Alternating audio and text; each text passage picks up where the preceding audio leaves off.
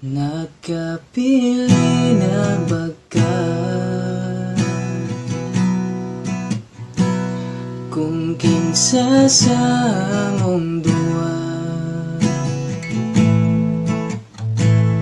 ang piliyon mong makauban ug ipailas ginikanan. Gihatag ko ng tanan ug ihatag ko pang tanan. Apan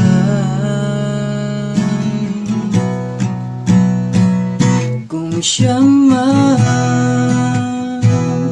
ang napilian,